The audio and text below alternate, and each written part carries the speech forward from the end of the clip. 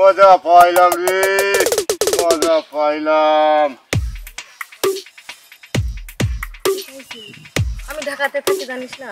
মাল মুলক না খাইলে আমার ফিলিংস আসে না। সুজার মনে হচ্ছে আসছে মনে হচ্ছে। হ্যাঁ ঠিক।